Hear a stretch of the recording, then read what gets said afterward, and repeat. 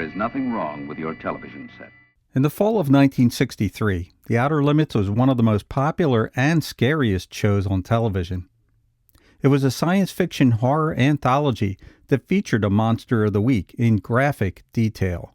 The Outer Limits' fifth episode, called The Sixth Finger, aired on October the 14th, 1963, and starred the soon-to-be-popular but then unknown actor David McCallum, along with veteran Irish actor Edward Mulhare as rogue genetic scientist Professor Mathers. The Outer Limits was one of my favorite TV shows growing up, and this episode in particular always fascinated me. Something about the visuals, the lighting, and David McCallum's makeup really grabbed me. Although I wasn't familiar with McCallum at the time, he soon became one of my favorite actors in The Man from U.N.C.L.E. The episode starts with a cold opening, where an action scene is taken from midway in the episode and shown at the beginning to get people's attention. Your ignorance makes me ill and angry. The network wanted to show what they called the bear, or the monster of the week, right at the beginning, so viewers would keep watching. After the opening, the control voice would kick in and the theme music played. The episode opens at Professor Mathers' house, where we first meet bread delivery girl Kathy Evans. Kathy enters the house where the professor complains that he can't find a good assistant to help him with his work. Kathy then sees the professor's chimp, who's filing papers, and asks the professor if he can make her smarter too. The professor actually considers using her, making him seem like a mad scientist, even though Mulhare plays the character very straight. He then tells her he requires a blood sample, and without another thought, she sits right down and extends her arm. Even the chimp turns his head. Then we follow Kathy to town and meet Gwillem and some of the townfolk. Gwillem is covered in coal dust and dirty, messy clothes. He defends Kathy against one of the other miners, and then walks Kathy back to the professor's house so she can deliver more bread. Mathers tells Kathy that she isn't suitable for the experiment, but then Kathy asks him if he can hire Gwillem as his assistant. Gwillem, who hates the town and his life as a coal miner, applies for the job and volunteers to submit to the professor's experiment. The professor hesitates at first, but then decides to go ahead using Gwillem as his test subject. Gwillem is cleaned up and enters the evolution chamber. Once the door is closed, Professor Mathers starts the machine using the remarkably easy-to-use control panel. All he has to do is push the lever to forward to advance human evolution in Gwillem. Luckily, the professor added the word backward to the lever so Gwillem could be conveniently regressed back to normal later. Gwillem's first step forward takes the human mutation 20,000 years into the future. He begins to lose the hair on his head as his cranium expands to fit his larger brain proportions. He also discovers that he can now read the professor's mind. Afraid you maybe gave power to the wrong man. What makes you say that? You should have realized by now, Professor Mathers, that I can read your mind. There's a great shot where McCallum brings a hand mirror to his face, with the professor framed in the background. Very ominous and brilliant use of composition by director James Goldstone. Gwillem demands that the professor bring him all the books he has, books on everything. Gwillem states, "What good is intelligence without knowledge? I'm hungry to know things, learn everything." The next scene with Gwillem shows him skimming through a stack of books, absorbing every line in every page. When Kathy comes to visit, he turns her away, saying, "Get away, don't bother me." Taken from an original script by writer Ellis St. Joseph, several scenes were removed to save money, including 5 speaking parts. To fill the gap in the script, producer Joseph Stefano wrote a 5-minute insert sequence with McCallum's character discovering music and playing a complicated Bach piece on the piano when he had never touched a musical instrument in his life. But in real life, McCallum was an accomplished piano player. The scene showing him playing the piano was real, although the music was overdubbed in editing. Soon, Gwillem begins to mutate on his own as the process, once it's triggered, continues on its own. In the sequence where Gwillem plays the piano, you can clearly see the formation of the sixth finger.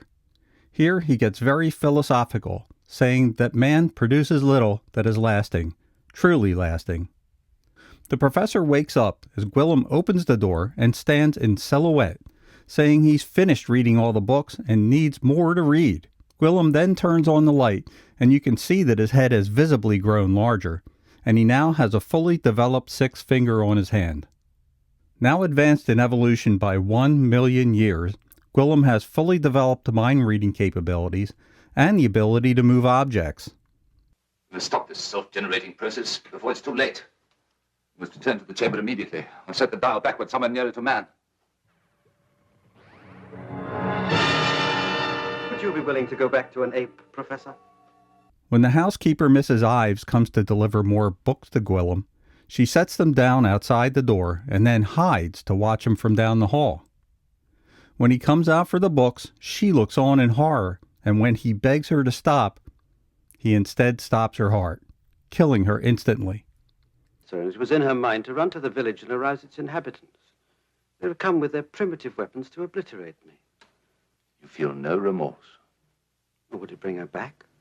There's a great scene where Gwillem decides that the entire town and everyone in it must be utterly destroyed to set an example. The professor grabs a gun to try and stop him, but Gwillem uses mind control to knock the gun out of his hand and propel the professor to the floor. He then repeats that the town must be destroyed to set an example and walks out the door. Kathy tells the professor that all that's left of Gwillem is his hatred of the town. When Gwillem comes across 2 motorcycle cops on the road, he sends one flying into a ditch when he reaches for his gun. As the camera does a close-up on Gwillem's face, it's clear that he intends on killing the 2 officers, but his demeanor suddenly changes and he walks off back towards the house. There, he finds Kathy, and he tells her that he's finally evolved beyond hate and only wants to continue going forward. He asks her to help him reach the final stage of evolution, as she's the only one he can trust. We zoom in on his face as it appears he is using mind control on Kathy. It's not said anywhere, but since Gwillem can read minds and control objects, I always assumed that when he saw Kathy again, what he really wanted, somewhere deep inside, was for her to bring him back to his normal state again. In the ending sequence, when Kathy sets the lever to backward to bring Gwillem back to his normal self, she pushes the lever too far and he devolves into a hairy, ape-like looking man.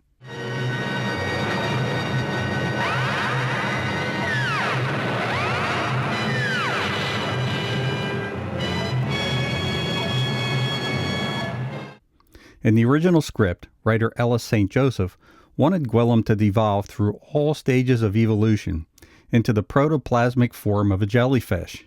Network executives and censors nixed the idea as they were afraid that religious groups, who didn't accept Darwin's theory of evolution, would take offense to the ending. Looking back, the Outer Limits special effects are dated, but quite advanced and very effective for a weekly 1960s television show.